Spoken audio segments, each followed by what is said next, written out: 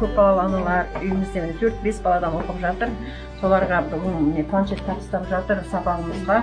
Соған жұмыстарыңызға жеміс тілеймін. Осындай көмектеріңіз көп болса, Қазақстанымыз гүлдей берсін.